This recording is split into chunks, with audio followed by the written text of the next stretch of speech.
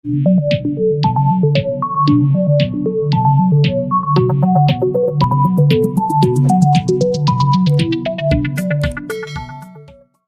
हाँ जी बच्चों, कैसे हो? ठीक ठाक। आई होप कि आप सब बढ़िया होंगे, लॉकडाउन को एंजॉय कर रहे होंगे। ठीक है, तो बच्चे आज का हमारा टॉपिक है साउंड। क्या है? साउंड। बस हो गया मेरा, साउंड प्रोड्यूस कर दी मैंने। चलो निकलो भैया। चलिए, साउंड जो चैप्टर है बच्चे आपका 9th क्लास का, इसमें हमें करना क्या क्या है, हम पढ़ेंगे साउंड होती क्या है। ठीक है, साउंड जो है वो प्रोड्यूस कैसे होती है, साउंड आगे कैसे चलती है, हाउ साउंड प्रोपेगेट्स। ठीक है, हम पढ़ेंगे बच्चे साउंड की पैरामीटर्स के बारे में, जो जो प्रॉपर्टीज होती हैं साउंड की उनके बारे में हम पढ़ेंगे। रिफ्लेक्शन ऑफ साउंड हम पढ़ेंगे, types of sound and many more. ठीक है, बहुत कुछ करना है साउंड के बारे में। तैयार हो जाइए साउंड को प्रोड्यूस करने के लिए। प्रोड्यूस करने के लिए? अरे नहीं यार, पढ़ने के लिए। ठीक है, चलिए शुरू करते हैं बच्चे चैप्टर साउंड। तो चलिए शुरू करते हैं। ठीक है, साउंड, पहला हमारे पास क्वेश्चन क्या आता है कि साउंड जो है वो होती क्या है। क्या होती है साउंड? भैया लास्ट चैप्टर आपने किया है वर्क, एनर्जी एंड पावर। ठीक है, किया था ना? नहीं किया? इधर आई बटन में लिंक है, जाके देख लीजिए। ठीक है, तो उस चैप्टर में हमने पढ़ी थी बच्चे एनर्जी और एनर्जी की फॉर्म्स ऑफ एनर्जी। ठीक है, याद कीजिए उसमें एक फॉर्म आई थी साउंड एनर्जी। क्या थी? Sound energy. ठीक है, तो साउंड बच्चे है क्या, आपने याद रखना है। साउंड जो है, साउंड एक एनर्जी की फॉर्म है। क्या है? Sound is an form of energy. ठीक है, फॉर्म ऑफ एनर्जी। तो क्या है sound? Sound is a form of energy which enables us to hear, which enables us to hear। ठीक है, जो हमें सुनने के काबिल बनाती है। ठीक है, साउंड क्या है? जो हमें सुनने के काबिल बनाती है, जो हमें सुनने में हेल्प करती है। ऑब्वियस, क्यों? क्योंकि अगर साउंड नहीं होगी तो भैया सुनाई क्या देगा हमें? क्या बाबा जी का ठुल्लू? कुछ नहीं सुनाई देगा अगर हमारे अराउंड साउंड नहीं हो। ठीक है, in the similar way we can define light. Light आपने, ठीक है, अगर कभी पढ़ रखा हो, लाइट क्या होती है बच्चे? लाइट भी एनर्जी की एक फॉर्म है। ठीक है, तो लाइट को कैसे डिफाइन करते हैं? लाइट क्या है? Light is form of energy which enable just to see. ऐसे आंखें फाड़ फाड़ के देखने के काम आती है साउंड, सॉरी लाइट। ठीक है, क्योंकि ऑब्वियस है अगर लाइट नहीं होगी, if there is no light we will not be able to see anything around us. ठीक है, तो हम देख नहीं पाएंगे। तो साउंड क्या है बच्चे? साउंड क्या है? दोबारा से form of energy which enable just to hear. ठीक है, जो हमें सुनने के एनेबल बनाती है। ये चीज आपको याद रखनी है। ठीक है, अब जो साउंड है आप सुनते रहते हो। ठीक है, साउंड जो है वो अलग अलग तरह की हो सकती हैं। कुछ साउंड हमें प्लीजिंग लगती हैं, कुछ अनप्लीजेंट लगती हैं। ठीक है, लेकिन साउंड के बिना भैया हमारा गुजारा नहीं है, नहीं है। ठीक है, क्योंकि अगर हो क्या, अगर साउंड जो है वो खत्म हो जाए, पूरी तरह से खत्म हो जाए हमारे एनवायरनमेंट में, ठीक है, तो होगा क्या? धीरे धीरे जो हमारे कान हैं भैया वो काम करना बंद कर देंगे। ठीक है, क्योंकि ये हिस्ट्री रही है हमारे ह्यूमन नेचर की। ठीक है, कि जो अंग हमने यूज करना बंद कर दिया, ठीक है, वो धीरे धीरे खत्म होना शुरू हो जाता है। ठीक है, कुछ याद आया? पूंछ भैया, पूंछ। ठीक है, पूंछ क्या है? जैसे खत्म हो गई थी क्योंकि उसका हमारे लिए यूज नहीं था, तो वैसे ही हमारे कान जो है वो भी धीरे धीरे खत्म होना शुरू हो जाएंगे। ठीक है, अच्छा होगा ना, कोई दिमाग नहीं खाएगा। चलिए, इसके बाद आते हैं, ये तो हो गया साउंड क्या होती है। ठीक है, इसके बाद आते हैं भैया साउंड जो है वो प्रोड्यूस कैसे होती है। ठीक है, साउंड जो है वो प्रोड्यूस कैसे होती है। तो आपने याद क्या रखना है? साउंड जो है वो प्रोड्यूस होती है एक वाइब्रेटिंग ऑब्जेक्ट से। ठीक है, जब भी कोई ऑब्जेक्ट वाइब्रेट करता है तब वो साउंड प्रोड्यूस करता है। ठीक है, अ vibrating object always produces sound. ठीक है, अब बेशक हमें कुछ चीजें वाइब्रेट करती हुई ना नजर आए, लेकिन जो साउंड है वो हमेशा, जो उसका सोर्स होता है वो हमेशा वाइब्रेटिंग ऑब्जेक्ट ही होता है, ठीक है। एक इंस्ट्रूमेंट हम यूज करते हैं लैब्स में साउंड को प्रोड्यूस करने के लिए, उसको बोलते हैं ट्यूनिंग फोर्क। क्या है? Tuning fork. ट्यूनिंग फोर्क होती क्या है? कुछ नहीं होता, ऐसे एक स्टील की डंडी सी, उसके साथ ऐसे दो प्रॉन्ग्स लगी होती हैं, ठीक है, ऊपर अलग अलग फ्रीक्वेंसी की होती हैं वो।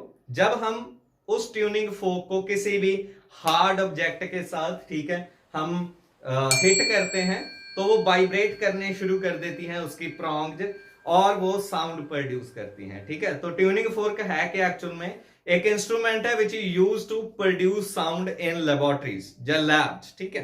तो याद क्या रखना है आपने बच्चे के साउंड प्रोड्यूस कब होगी? जब एक ऑब्जेक्ट जो है वो वाइब्रेट करेगा, ठीक है। अब आप सोच रहे होंगे वाइब्रेशन क्या होती है? वाइब्रेशन क्या होती है? ये होती है वाइब्रेशन ठीक है। वाइब्रेशन बच्चे हम डिफाइन कर सकते हैं वाइब्रेशन को, ठीक है, जैसे इस तरह की होती है ना वाइब्रेशन, ठीक है। कोई भी ऑब्जेक्ट ऐसे ऐसे ऐसे ऐसे धीरे धीरे हिल रहा है, ठीक है, उसको हम क्या बोल देते हैं? वाइब्रेशन बोल देते हैं, ठीक है। तो वाइब्रेशन है क्या एक्चुअल में? वाइब्रेशन होती है बच्चे to and fro motion of a body, ठीक है, विद स्मॉल डिस्प्लेसमेंट्स, ठीक है। जब कोई बॉडी किसी मेन पोजीशन, मान लीजिए ये मेन पोजीशन है, ठीक है, इसके फॉरवर्ड जाए, बैकवर्ड जाए, फॉरवर्ड बैकवर्ड, फॉरवर्ड बैकवर्ड, तो इसी टू एंड फ्रो मोशन को हम क्या बोल देते हैं? वाइब्रेशन बोल देते हैं। जब डिस्प्लेसमेंट स्मॉल हो मेन पोजीशन के अबाउट, जब डिस्प्लेसमेंट स्मॉल हो तो क्या होता है? वाइब्रेशन। अगर वही डिस्प्लेसमेंट्स बढ़ जाएं, ठीक है, मान लीजिए ये मेन पोजीशन है तो इतना इधर को गया, इतना इधर को गया, इधर को ऐसे, ठीक है, बड़ी डिस्प्लेसमेंट्स हो जाएं, उसको भैया हम बोल देते हैं ऑस्किलेशन, ठीक है। क्या?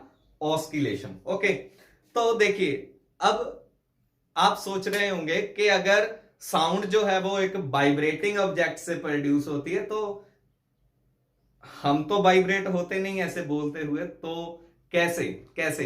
ठीक है, ये भी देखिए ह्यूमन में हमारे साउंड प्रोड्यूस कहां से होती है? यहां से, ठीक है, गले से प्रोड्यूस होती है बच्चे, हमारे थ्रोट के अंदर, गले के अंदर, ठीक है। There are some vocal cords, ठीक है, वोकल कॉर्ड जो होती हैं, जिसको वॉइस बॉक्स भी बोल देते हैं हम, ठीक है, वो वोकल कॉर्ड्स जब वाइब्रेट होती हैं, ठीक है, जब वाइब्रेट होती हैं तब हमारे साउंड जो है वो निकलती है हमारे माउथ से, ठीक है। वो जो वोकल कॉर्ड्स हैं, ठीक है, वो वाइब्रेट होती हैं बच्चे, ठीक है। तो साउंड जो है वो हमेशा वाइब्रेटिंग ऑब्जेक्ट ही प्रोड्यूस करता है, ठीक है। देखिए वोकल कॉर्ड्स जो है वो वाइब्रेट होती हैं, ठीक है। जो मैन की जो, ठीक है, मेल पर्सन होते हैं, उनके अंदर जो वोकल कॉर्ड्स हैं वो थोड़ी थिक होती हैं, मोटी होती हैं, ठीक है, तो वो कम वाइब्रेट करती हैं, ठीक है, मोटी होंगी तो कम वाइब्रेट करेंगी, तो जो आवाज निकलती है वो थोड़ी सी भारी होती है, वो थोड़ी सी फ्लैट होती है ऐसे, ठीक है। लेकिन अगर हम बात करें फीमेल की या चिल्ड्रन की, ठीक है, तो उनके अंदर जो, उनके गले में भैया वोकल कॉर्ड जो होती हैं वो थिन होती हैं। क्या होती हैं? थिन होती हैं, ठीक है। इधर देख लीजिए आप, सारा कुछ थिन होती हैं, थिन होने के कारण वो ज्यादा वाइब्रेट करती हैं, ठीक है। वाइब्रेट ज्यादा करेंगी तो जो आवाज निकलती है, ठीक है, फीमेल की या फिर चिल्ड्रन की, वो हाई पिच्ड होती है, ठीक है, वो तीखी होती है थोड़ी सी, उसको श्रिल बोल सकते हो आप, ठीक है, श्रिल वॉइस। तो ये था बच्चे प्रोडक्शन ऑफ साउंड, ठीक है, प्रोडक्शन ऑफ साउंड। क्या याद रखना है? Sound always produces from an vibrating object, ठीक है। ओके भैया, इसके बाद आइए, इसके बाद है साउंड जो है, ठीक है, it always needs a medium to propagate, ठीक है, it always needs a medium to propagate.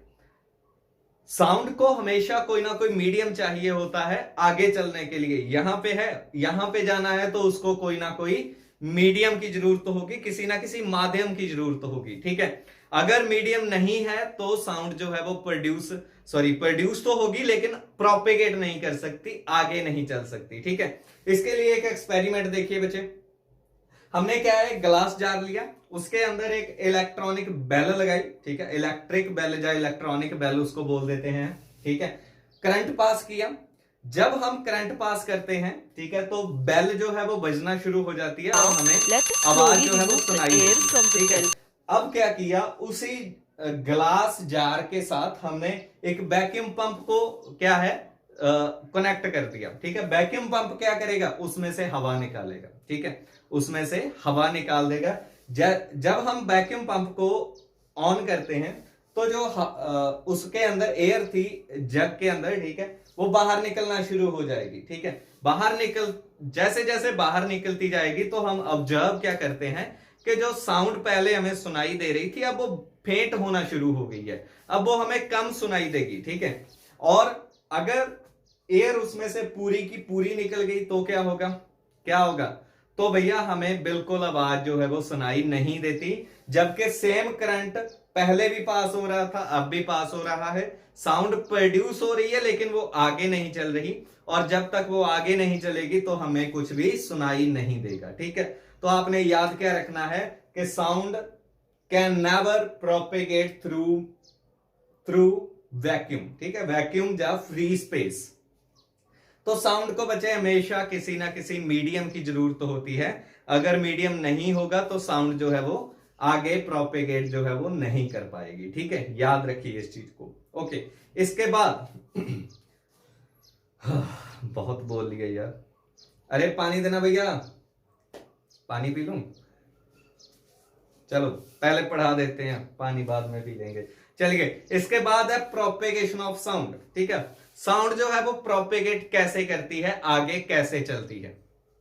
ये तो हमने देख लिया कि मीडियम के बिना साउंड जो है वो प्रोपेगेट नहीं करेगी, इसका मतलब है कि मीडियम जो है it plays an important role in propagation of sound, ठीक है। तो प्रोपेगेट करती कैसे है, देखिए क्या पढ़ा था हमने कि साउंड प्रोड्यूस कहां से होती है, वाइब्रेटिंग ऑब्जेक्ट से, ठीक है। तो जब साउंड प्रोड्यूस हुई, ठीक है, मान लीजिए सोर्स है, कोई स्पीकर है या कुछ भी, ठीक है, तो सोर्स से निकलने से लेके, ठीक है, ऑब्जर्वर या लिसनर तक पहुंचने तक, ठीक है, साउंड कैसे आगे चलती है, ठीक है। इधर देखिए बच्चे, साउंड जो है वो चलती है in the form of compression and rarefaction. क्या है, दो टर्म जो है, कंप्रेशन एंड रेयरफेक्शन, ठीक है। कंप्रेशन और रेयरफेक्शन अब होते क्या है बच्चे, ठीक है, देखिए साउंड जैसे मान लीजिए मेरे माउथ से निकली ऐसे, ठीक है, तो इसने करना क्या है, इसने करना क्या है, जो इसके आगे मीडियम आया, एयर आ गई, मान लीजिए हम यहां पे एयर है, ठीक है, तो एयर के जो पहला पार्टिकल उसके कांटेक्ट में आया उसको इसने वाइब्रेट करवा दिया, ठीक है। क्या होगा, जो पहला पार्टिकल उसके कांटेक्ट में आया उसको उसने ऐसे वाइब्रेट करवा दिया, ठीक है। वाइब्रेट होगा तो देखिए वो जो पार्टिकल वाइब्रेट हुआ, ऐसा तो नहीं है कि अकेला ही वाइब्रेट ऐसे करता रहेगा, अब खुद डिस्टर्ब हो गया तो बाकियों को भी तो करेगा, उसने अगले पार्टिकल को ऐसे वाइब्रेट करवाया, डिस्टर्ब किया, उसने अगले को करवाया, उसने अगले को करवाया, ऐसे, ठीक है। जो पार्टिकल जो हैं वो एक दूसरे को डिस्टर्ब करते रहते हैं, पहला पार्टिकल डिस्टर्ब हुआ, वाइब्रेट हुआ, तो इसके साथ जो अगला था वो भी वाइब्रेट करना शुरू कर दिया, इसके अगला था वो भी वाइब्रेट किया, ऐसे वाइब्रेट करते रहते हैं, ठीक है। याद रखिए पार्टिकल्स खुद मूव नहीं करेंगे, जो पार्टिकल यहां पे है वो वहीं रहेगा, ऐसा नहीं है कि यहां से चल के यहां पे चला गया, नहीं, वाइब्रेट करने का मतलब वो अपनी पोजीशन पे ही वाइब्रेट करेगा, ठीक है। लेकिन जो डिस्टर्बेंस इसके पास पहुंची थी, या फिर बोल लीजिए जो साउंड एनर्जी इसके पास पहुंची थी, इसने ऐसे वाइब्रेट कर किया, अगले को पहुंचा दी, ठीक है, इसके पास चली गई वो साउंड एनर्जी, इसने वाइब्रेट किया, उसने अगले के पास पहुंचा दी, तो जो साउंड एनर्जी पहले पार्टिकल के पास पहुंची थी वो आगे आगे ऐसे हैंड ओवर होती रहती है, ठीक है। तो सेम चीज यहां पे होती है बच्चे, ठीक है। पार्टिकल जो हैं वो क्या करते हैं, वाइब्रेट करते हैं अपनी मेन पोजीशन के अबाउट, और अगले पार्टिकल को वाइब्रेट करवाना शुरू कर देते हैं, ठीक है, ये चीज होती है एक्चुअल में। अब देखिए जो आपको बताया था कंप्रेशन एंड रेयरफैक्शन, ये क्या होती है, ठीक है। ये एक्चुअल में है क्या बच्चे?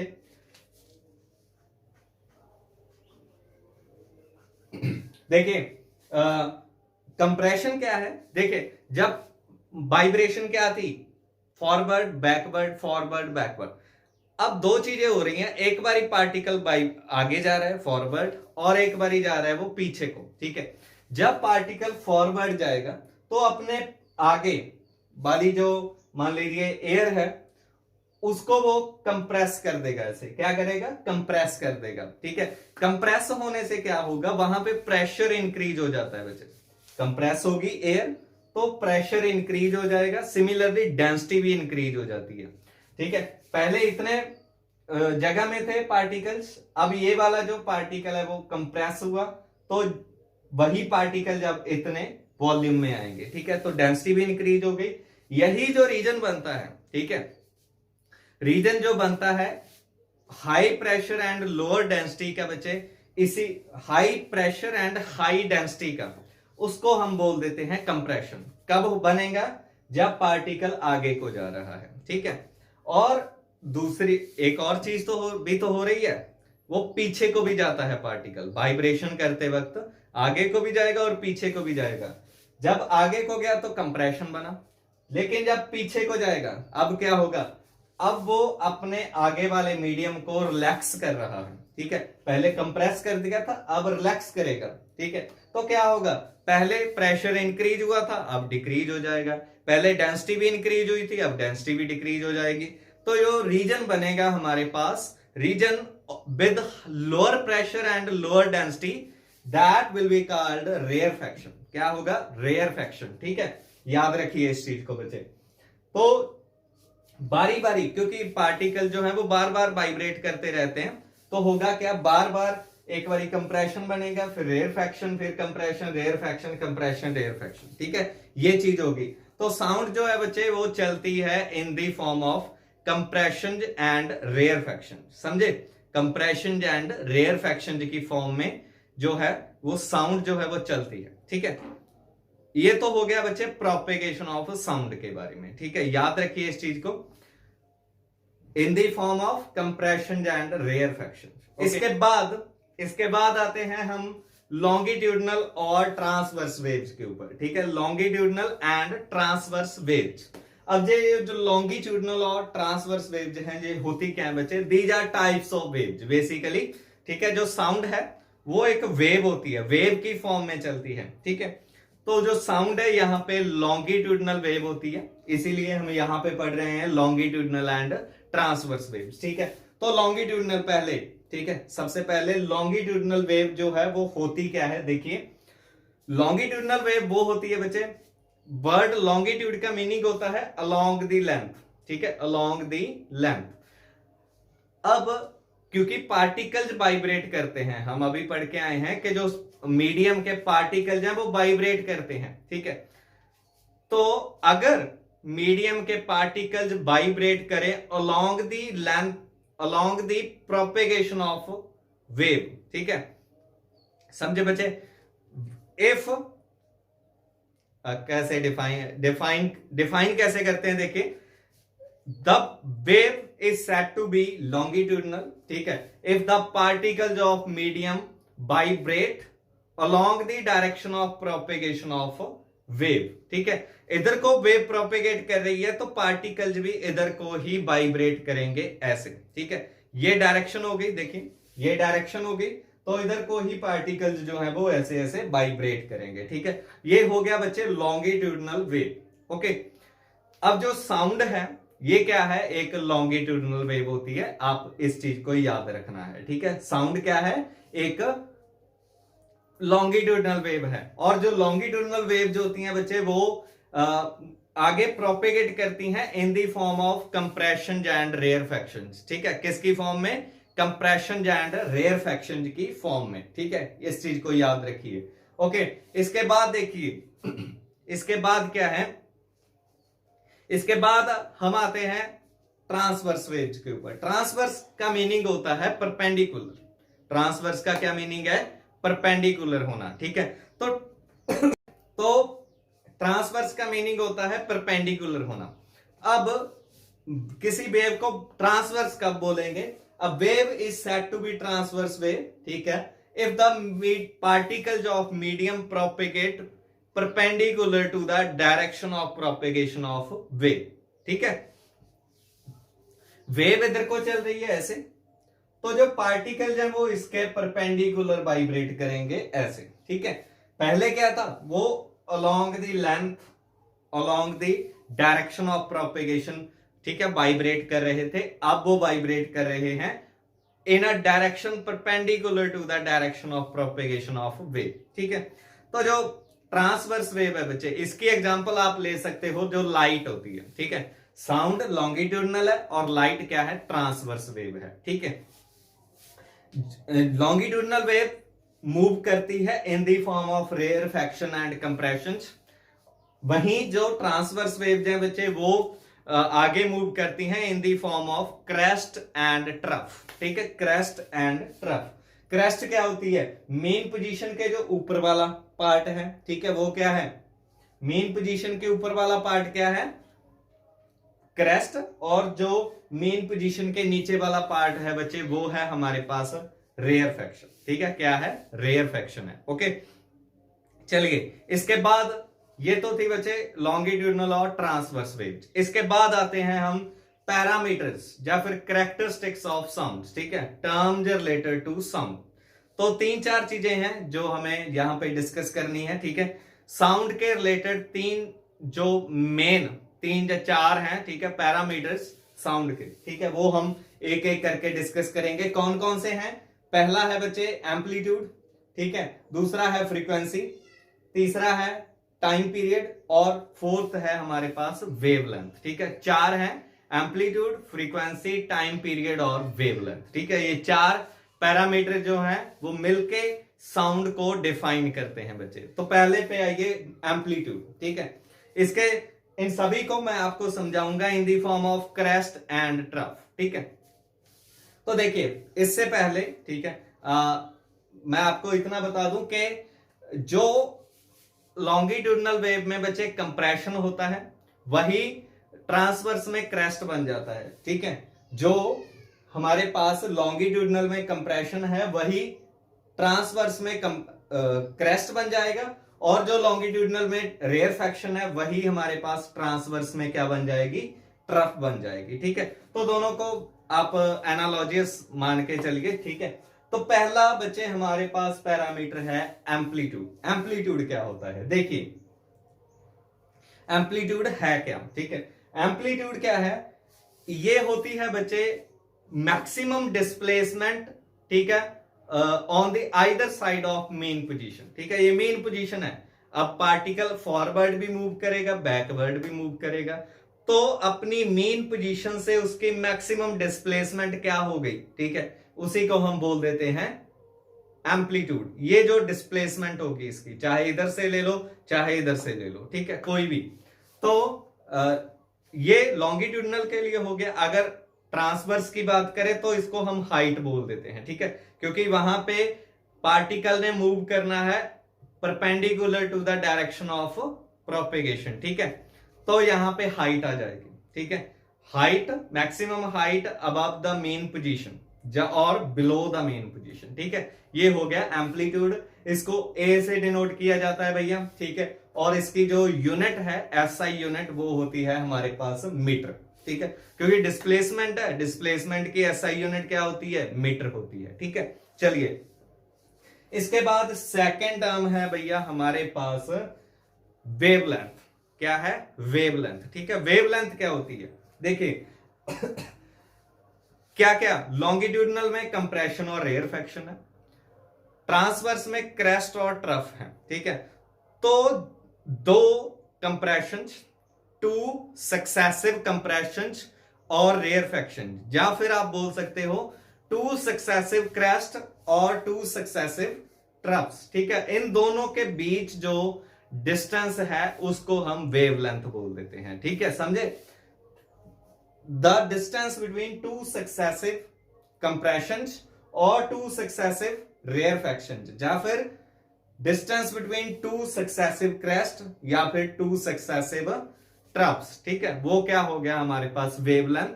इसको डिनोट किया जाता है भैया लैम्डा से, ये ग्रीक लेटर है लैम्डा, ठीक है।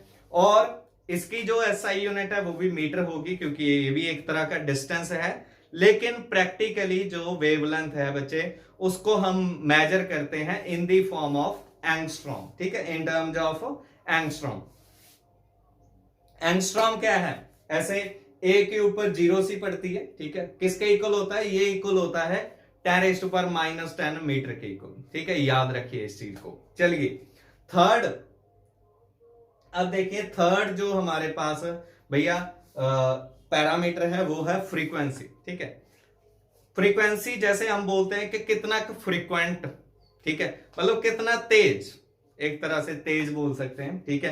तो वेलोसिटी होती क्या है, ये होती क्या है बच्चे, द नंबर ऑफ ऑस्किलेशन और वाइब्रेशन और रेवोल्यूशन कंप्लीटेड पर सेकेंड, ठीक है। एक सेकंड में किसी बॉडी ने कितनी ऑस्किलेशन की, या फिर कितनी वाइब्रेशन की, या फिर कितनी रेवोल्यूशन की, वही होती है हमारे पास फ्रीक्वेंसी, ठीक है। जिस बॉडी ने एक सेकंड में ज्यादा ऑस्किलेशन कर दी उसकी फ्रीक्वेंसी क्या होगी, ज्यादा होगी, ठीक है।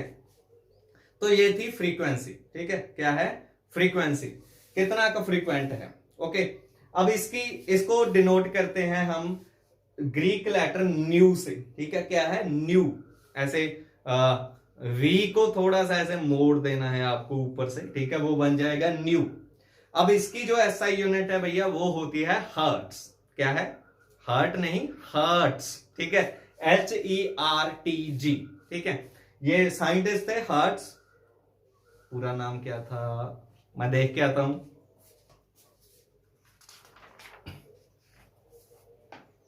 हाँ इनका पूरा नाम था भैया हेनरिच, अरे फिर से भूल गया, अरे तू बता दियो, हाँ हेनरिच रुडोल्फ हर्ट्स, ठीक है, हेनरिच रुडोल्फ हर्ट्स, ठीक है।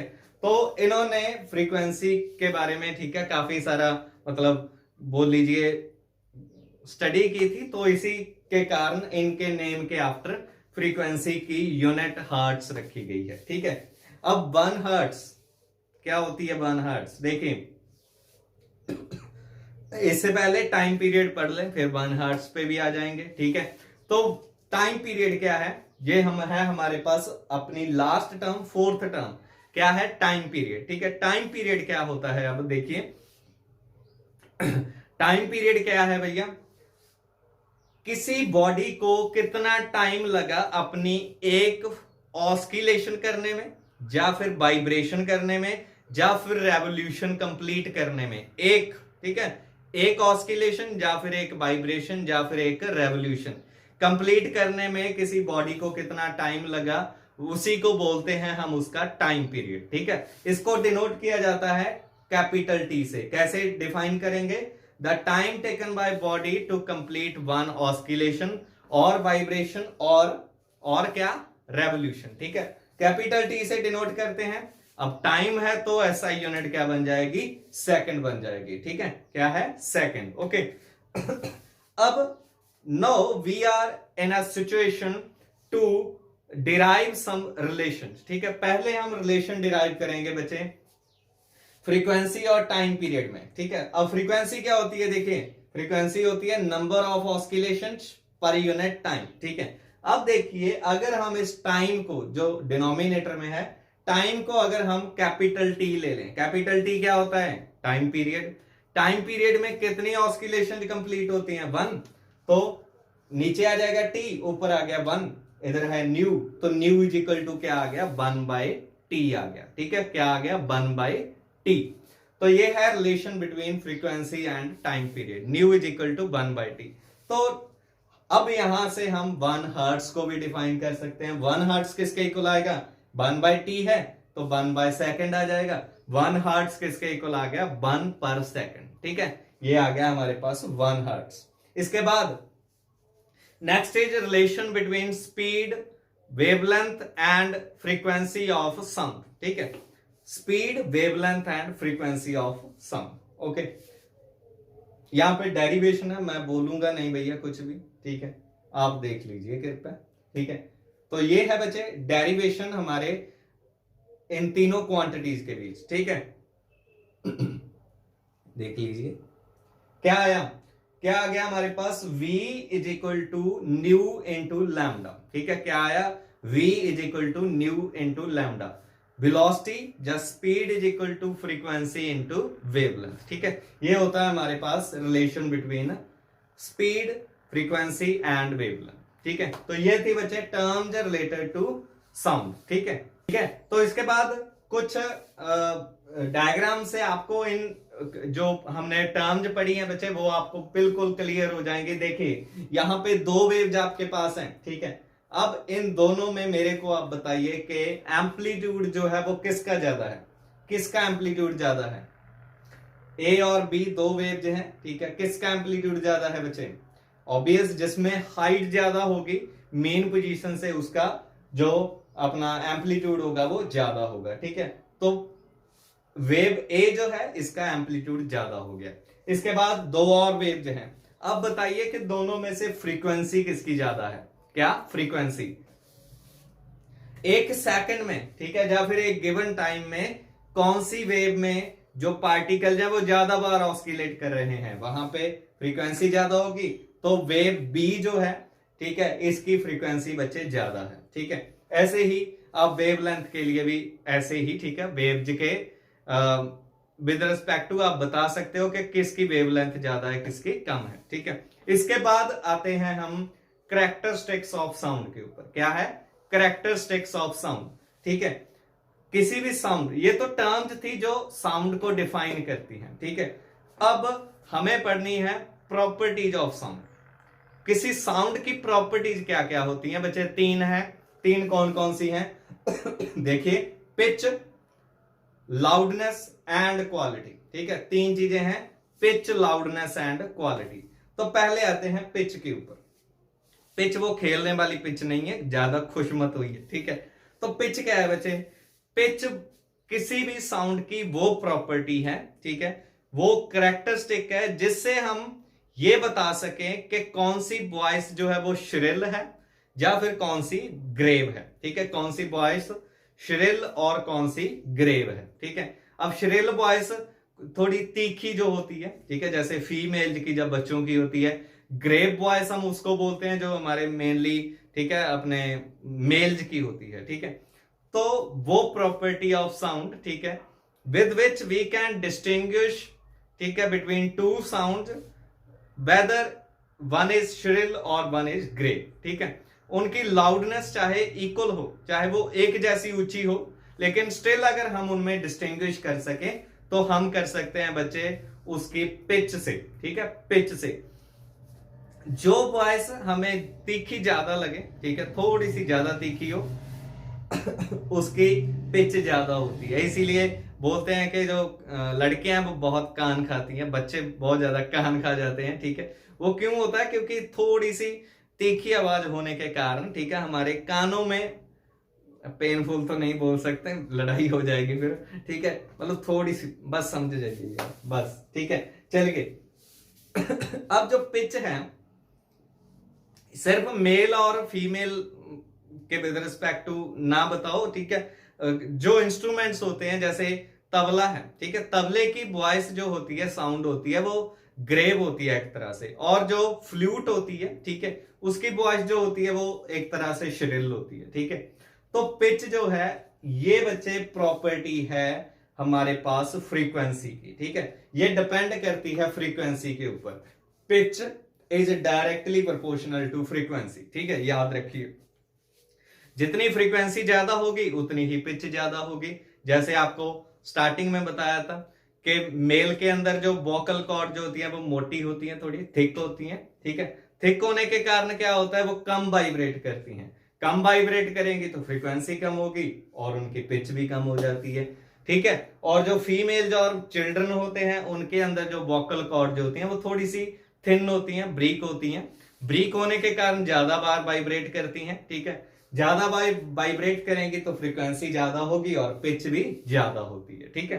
तो ये तो थी बात हमारे पास किसकी, पिच की, ठीक है। जिस साउंड की पिच फ्रीक्वेंसी ज्यादा होगी उसकी पिच भी ज्यादा होती है। इसके बाद लाउडनेस। लाउडनेस सिंपल सी चीज है, आवाज का ऊंचापन, ठीक है। कितनी लाउड है वॉइस, ठीक है। लाउड वॉइस, इसको डिफाइन कैसे कर सकते हैं बच्चे लाउडनेस को? लाउडनेस साउंड की वो प्रॉपर्टी होती है, ठीक है, जिसके कारण हम पिच सेम होते हुए भी दो वॉइसेज को डिस्टिंग्विश कर सकें, ठीक है। पिच सेम होते हुए भी दो वॉइसेज को डिस्टिंग्विश कर सकें, ठीक है। कुछ आवाजें जो होती हैं वो ज्यादा ऊंची होती हैं, कुछ कम होती हैं, ठीक है। तो ये जो लाउडनेस है बच्चे, ये डिपेंड करती है एम्पलीट्यूड के स्क्वायर के ऊपर। याद रखिए, loudness is directly proportional to square of amplitude, ठीक है। एम्पलीट्यूड जितना ज्यादा होगा उतनी ही लाउडनेस ज्यादा होगी साउंड की, ठीक है। अब जो लाउडनेस है बच्चे, इसको हम मेजर करते हैं, ठीक है। स्टैंडर्ड जो मेजरमेंट है वो होती है डेसिबल्स में, ठीक है, डेसिबल्स में। एक टेबल आपके सामने है, ठीक है। कुछ आमतौर पे जो आवाजें होती हैं उनके डेसिबल्स आपको गिवन है, ठीक है। याद रखिए, जो 100 डेसिबल से ऊपर जो वॉइस होगी वो हमारे लिए खतरनाक हो सकती है, वो पेनफुल होती है, इवन हमें वो, ठीक है, बहरा बना सकती है, ठीक है, बहरा बना सकती है। तो 100 डेसिबल से जो ऊपर की आवाजें हैं वो बहुत ज्यादा एक्सट्रीमली पेनफुल लाउड होती हैं।